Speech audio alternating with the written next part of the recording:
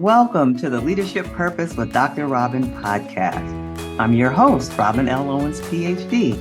And this is where we dive in each week to give advice, tools, and tips for high-achieving women who have written books that make a difference for people while at work. I am a professor, and when I'm not doing that, I am speaking, writing, coaching, and teaching high-achieving women who have written books how to make a bigger difference, have more impact, and more purpose with their books. Okay, let's dive in. Before we get started with the episode, I want to ask you a question. Is your book ready to be turned into a successful online course? That's a question so many people have asked me. And so I decided to create a free resource to answer that very question. I took the time-tested process that I use for turning books into successful online courses, and I created a checklist that you can review and check off so you know the ways in which your book can be turned into a successful online course. So just head on over to createmasterfulcourses.com, createmasterfulcourses.com, and get your free checklist there. All right, now let's get to the episode. Hi, everyone. Welcome back to another episode of the Leadership Purpose with Dr. Robin podcast. I'm so glad you're here and that you take time to listen into the podcast every week. And because you do that, we have been ranked in the top 5 podcasts globally by Listen Notes, the podcast search engine. So I really appreciate you and thank you for listening in. And we'd always welcome you to subscribe, rate, and review. Really would love that. All right. So now today, I'm talking with Carole Robin, Ph.D. Now, let me tell you a little bit about Carole. She's the co-author of the highly acclaimed and award-winning book, Connect, Building Exceptional Relationships with Family, Friends, and Colleagues. I mean, who doesn't want that? Her book contains the lessons of what she calls Touchy Feely, and we'll hear more about that thousands of students have described for decades as life-changing and worth the price of their MBA at Stanford Graduate School of Business. She's the winner of so many awards, but one I want to highlight here is the Distinguished Teaching Award.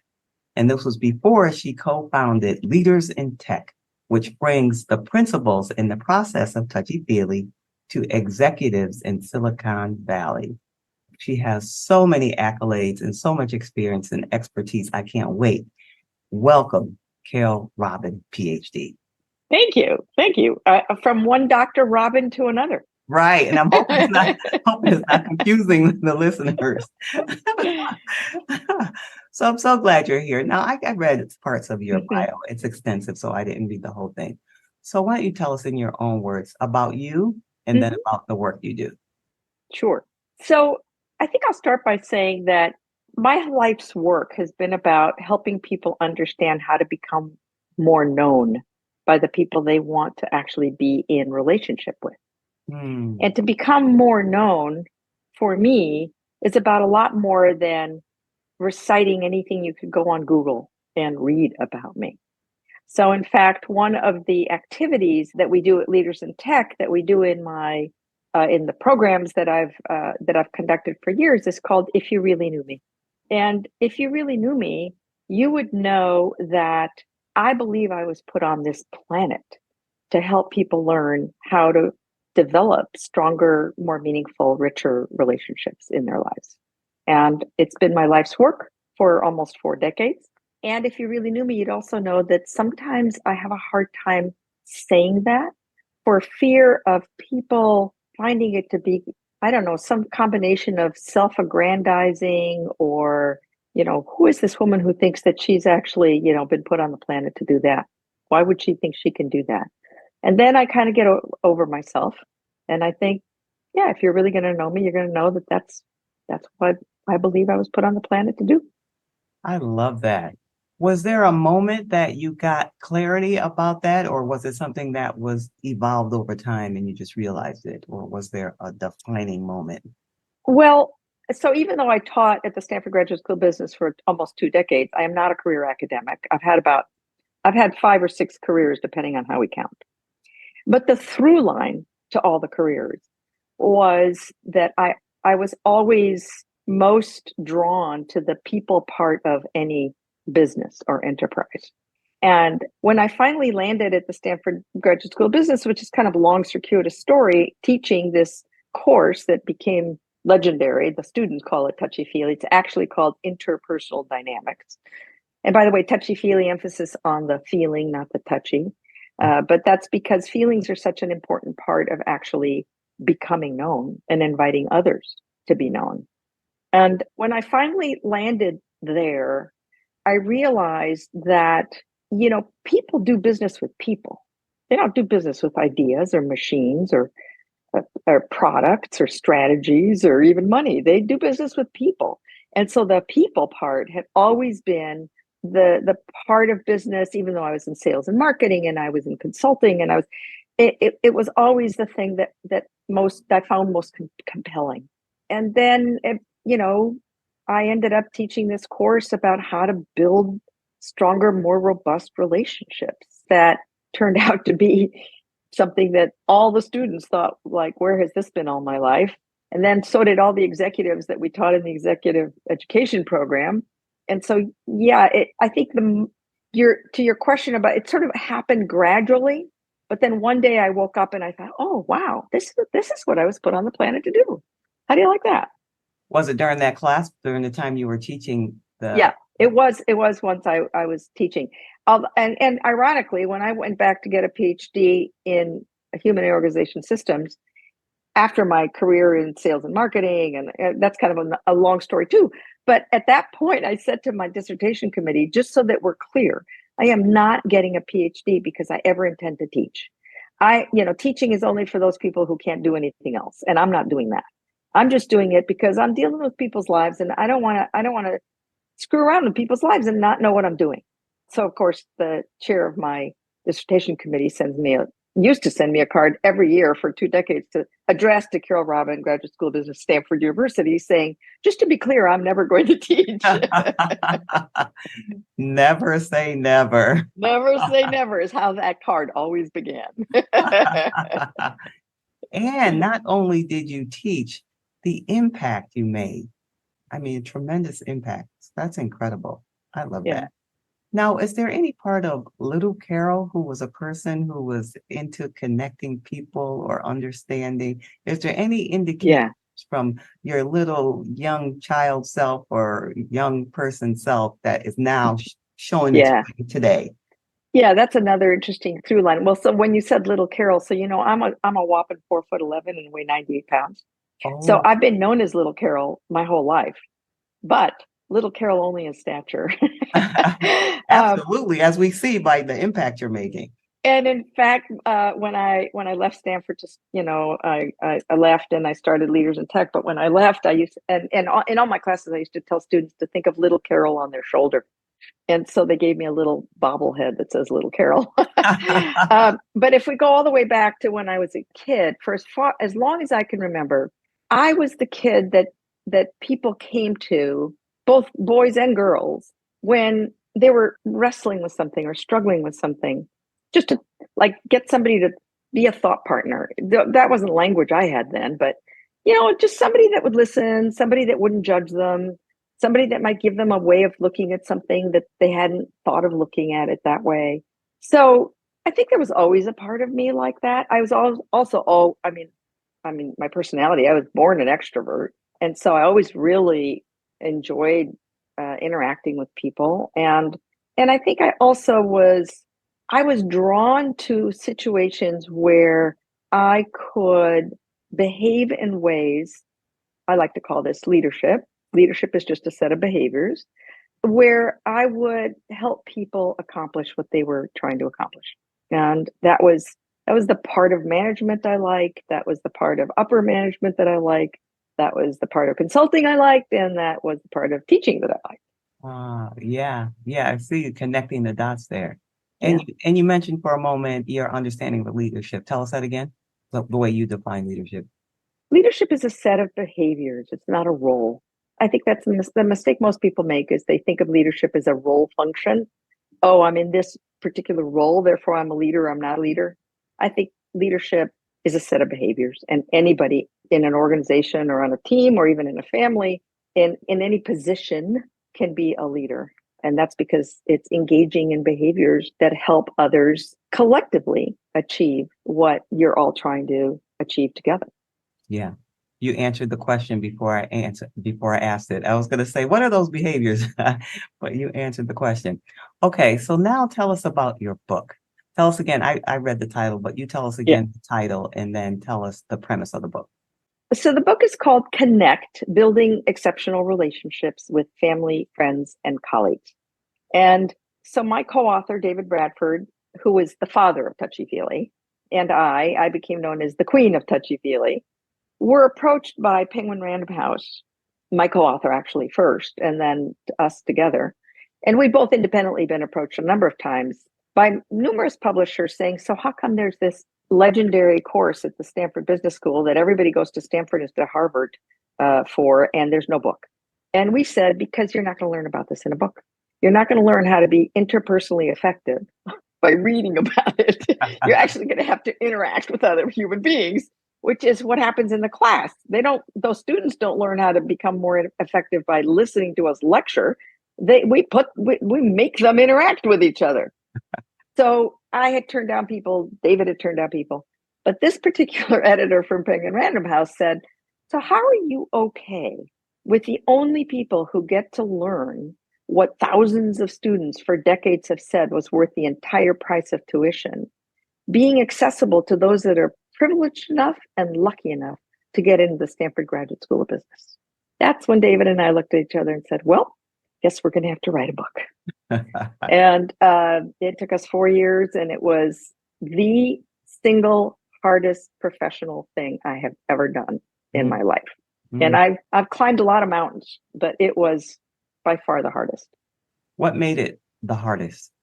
Well, I suspect anybody who sets out to write a book relates to, you don't write I didn't write a book because I didn't think I had something really important to say, and something that I thought would be of great value to a lot of people. And so I was, and I mean, I'm kind of a obsessive compulsive perfectionist anyway, but it was a double whammy to be putting out into the world something that had that much meaning and that much of me wrapped up in it. And I just wanted to do right. I wanted to do right by the work.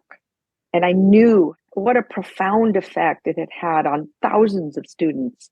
I mean, I still get students 10, 15, 20 years later who reach out to me. And I get the predictable, I just became a CEO, I owe it all to you. I just raised my third fund, I owe it all to you. Well, yeah, graduate school business, that's what you'd expect.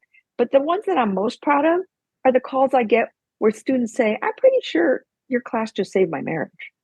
Wow. Or the ones that I get where they say, I hadn't talked to my brother in 2 years. We had a huge fight. Thank you for finally writing a book, because he didn't go to Stanford. I bought it for him, and we sat, and we worked through it, and we're finally talking to each other again. Those are the ones that make me feel really, really good. That's amazing. Yeah, that's amazing. And they made it into, you were talking about how do you have to interact. You didn't want to do the book at first. And look, they found a way to use the book to interact. Well, that's part when I say it was so hard, it took us 4 years to write, because it wasn't just about putting out concepts. It was also about trying to create an experience for the reader that they would engage in. So at the end of every chapter, there's a deepen your learning. There's go find somebody and do this with them. There's also so the concepts are told through 5 different relationships: a father and a daughter, a married couple, 2 colleagues who work together. And when you get to the end of a chapter, as a reader, we encourage you to say, so put yourself in Elena's shoes. How would you have responded to what, so-and-so said to you? And then, because I think that's the other thing students learn students, MBAs, executives, no matter who goes through my programs and has gone through my programs and classes, there's so much to learn about yourself.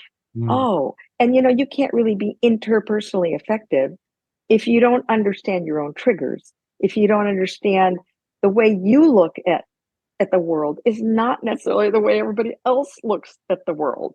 And so, until there's a great opportunity to learn a lot about yourself as you're learning how to really be effective with others. And also, it takes, David and I always used to say, it takes two to know one. I don't really know how effective I am in interacting with you until you tell me. Yeah. Yeah. I love that. It takes two to know one.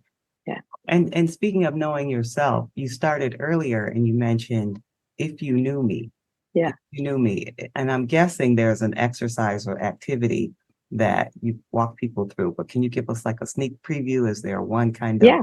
critical Yeah. question or something to get Right. at? So that is not in the book. I mean, it will be obvious. It's a variation on a lot of things that are in the book. But one of the things that is in the book is an appendix called the Vocabulary of Feelings. It was part of the syllabus. It's called Touchy Feely for a reason. And that's because if you're really going to know me, I'm going to share how I'm feeling with you. And I'm going to share how I'm feeling right now or how I'm feeling about something that's happened. And, we're socialized to take feelings right out of most of our conversations, especially in business. So, and you know what? How are you going to inspire anybody with no feelings? How are you going to motivate anybody without any feelings? And by the way, how are you going to create connection with anybody with no feelings? I don't care how many facts I throw at you. So I tell you I went zipline. If you really knew me, you'd know I went ziplining. True story. Okay, well, that might be kind of interesting. I mean, I'm almost 70 years old. You might think, wow, that's kind of cool. But if you really knew me, you know I went ziplining and I was terrified.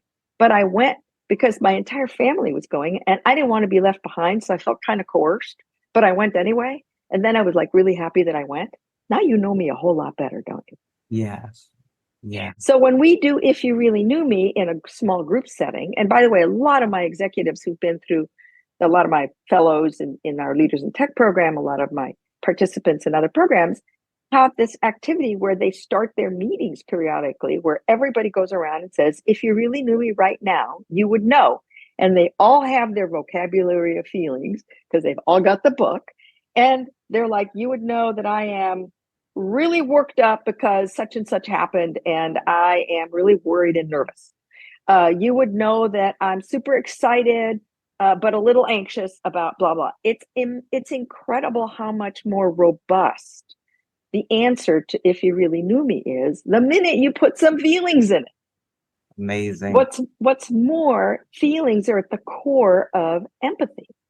So if you're really angry about something, it doesn't matter whether that's something that would make me angry. What matters is that I know the feeling of anger. So I can meet you in your anger, not in the issue. And that is so much more connecting. I can meet you in your fear. I can meet you in your disappointment. I can also meet you in your elation and your joy and your excitement. Yes. Yes. I have so many wheels turning in my mind to you. Like, so Yeah, well, how are you feeling? Okay, one feeling. one feeling is excited because I love to learn.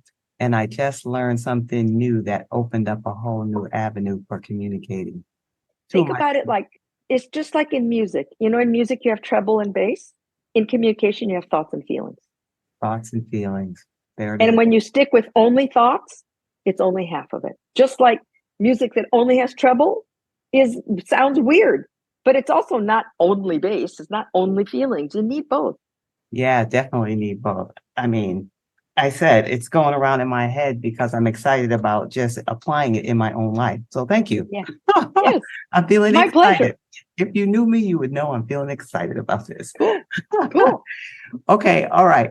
So that was about the book. Now let's talk about your role as an author. You talked a little bit about the challenges in writing the book. Yeah. And the reason why I'm asking is because our listeners today are people like you and people like me, women who what I call high achieving. Yes. And what I mean by that is ambitious, Yes. goal oriented, Yes. professional, Driven. driven, doing all Yes. the things. And then with all that, wrote and published a book. Yeah. At least one. And they're good at a couple things. And because they're good at a couple things, people come to them at Yeah. work, the Yeah. person to ask the questions to. or at home, the person to ask the question. Yeah. Because people see all this.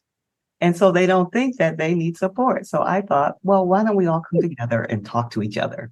Yeah. That's wonderful. That's lovely. And by the way, everybody needs support. Do you know anybody who doesn't need support? I do not. And I'm very clear about that. But there are some people who just can't imagine it. You know, well, I have a theory. And my theory is that they've been socialized to believe that if they admit they need any support or help, that will somehow make them less than. Yeah. Where the fact is that admitting that you don't know it all, admitting that you could use some help, admitting that you made a mistake actually means you have more courage and are stronger than somebody who can't ever admit that. Yeah. Yeah. And on the other side of it, when they see people who I'm calling high achieving women, they can't imagine that those people would actually need some support. Yeah.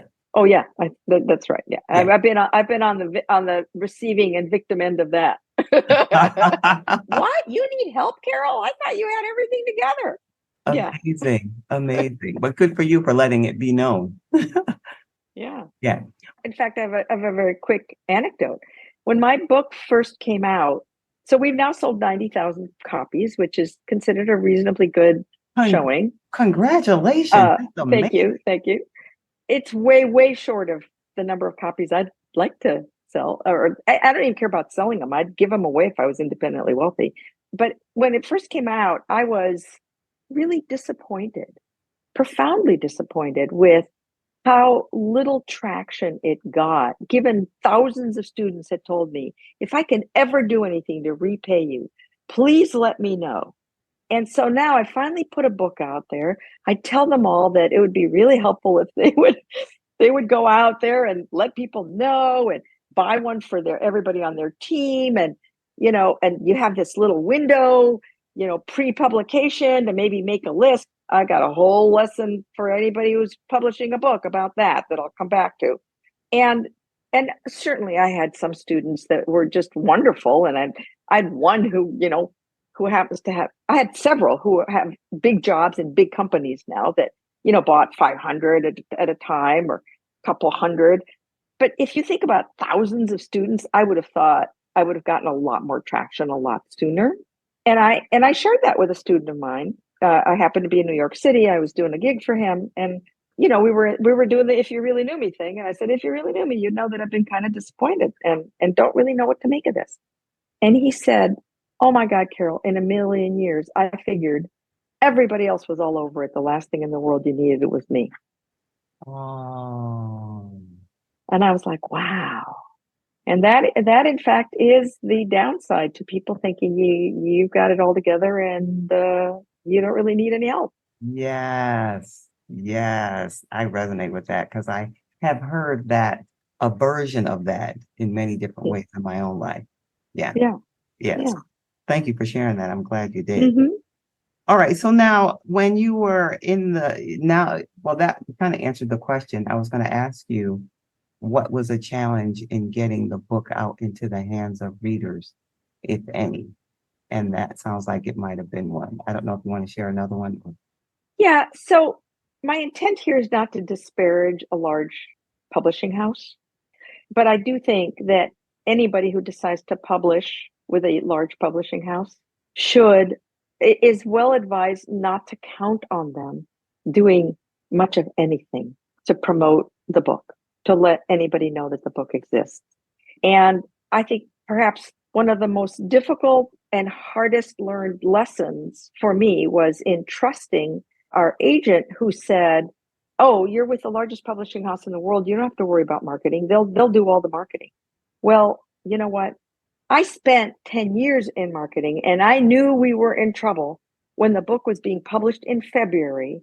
And in October, after we had handed in the manuscript, I asked for the marketing plan and I was told, oh, it was way too early. Well, that's a problem. Not to mention the fact that was February of 2021 at the height of the pandemic and 3 weeks after the storming of the Capitol.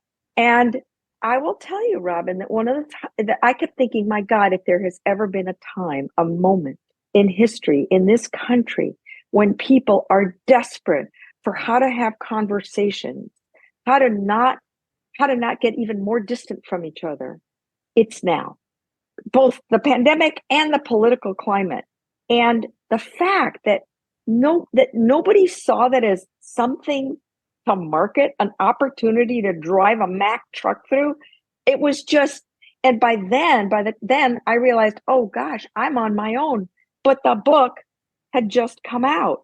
And then it turns out that none of the PR agencies or it's like, oh, it's already been out. Nobody's going to care about it. It's like, they will only take you on, the big ones, the good ones, will only take you on 6 months before the book ever came out.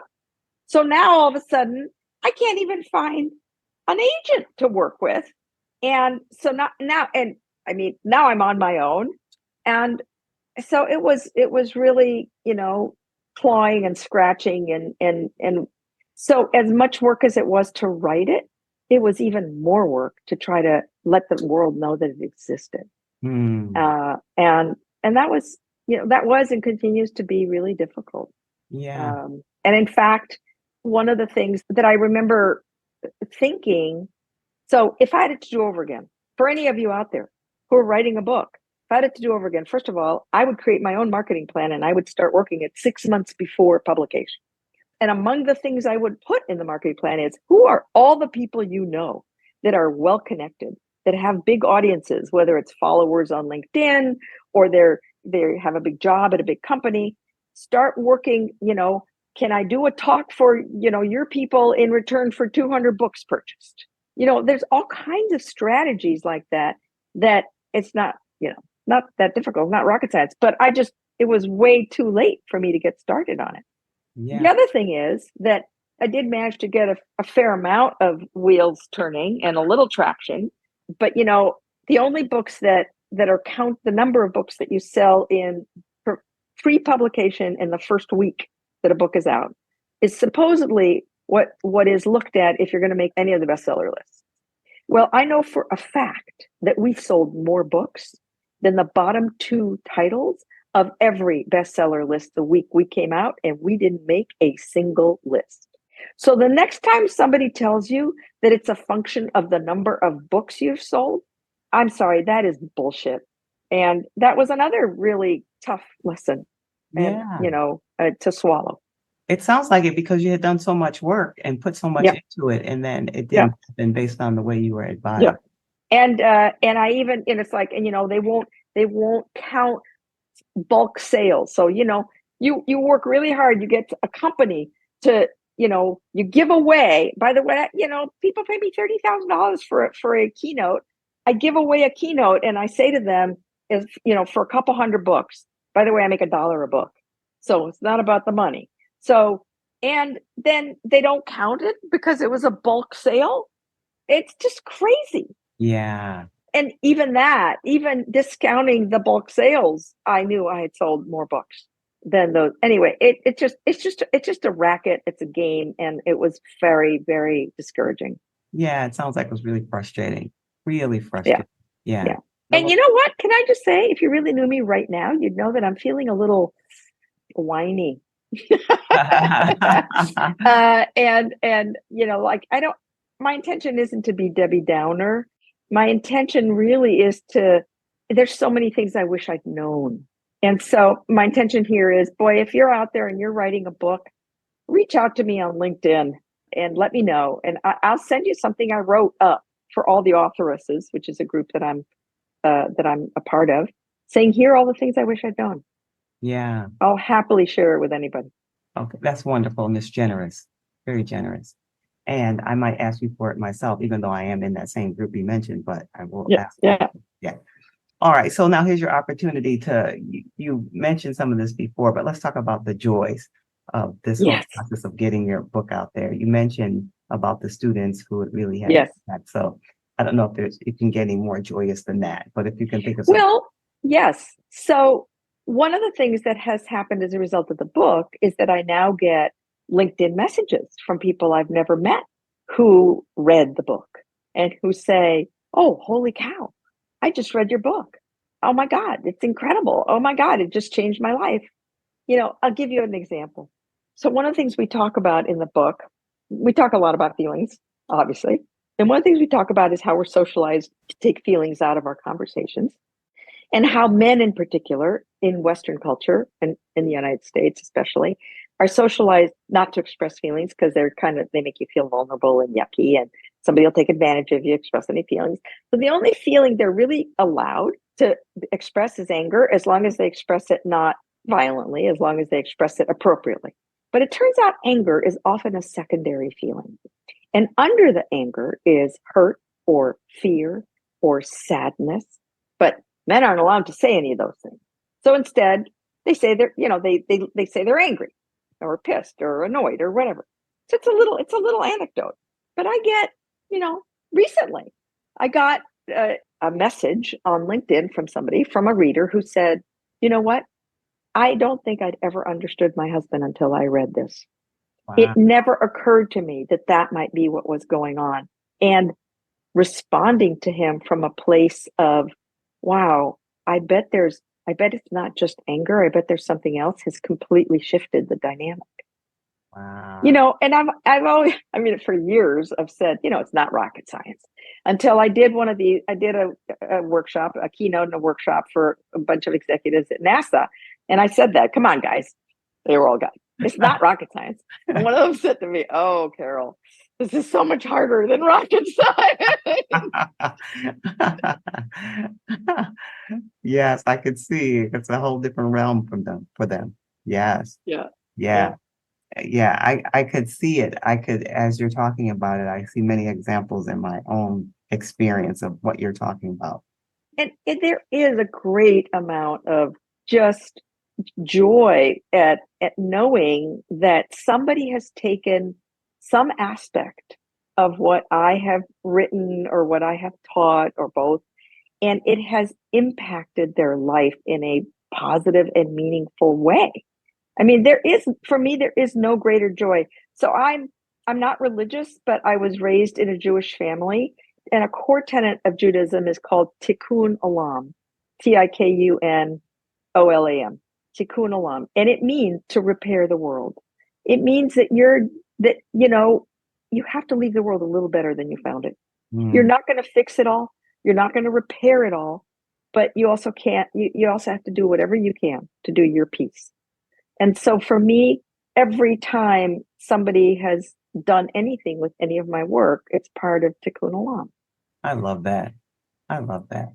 Now Yeah. you've given us so many treasures, but let me see. I'll just ask you one Okay. other. The woman I described as, the high achieving woman. What's Yeah. something, I mean, you already gave us so many, but if one more tip or piece of advice or a piece of experience that will speak to them in their either professional life or personal life. Well, so I would. I'm trying to synthesize this as one, but beware of the metrics that you set for yourself. So, I'm in Silicon Valley, it's all about metrics. And so, most people say, my God, you sold 90,000 books. That's incredible. I'm like, it's nothing, because my metric was 1 million books. Oh, And, I'm sure I will get into the hundreds of thousands over years. It's an evergreen book. And I'll always feel like, it's not what I set out to do. I set out to really impact. Now, my husband, God bless him, says, would you rather impact 100,000 people truly profoundly, or 1 million people just on the little tippy surface? And then I'm like, I want both. I want 1 million people really profoundly. I love his question. I love his question and his implicit support there for you. Yeah. Yeah. I love that. All right. So now the podcast is Leadership Purpose. Do you think it's important for you or others to have a sense of purpose in their work? And if so, why? And if not, why not?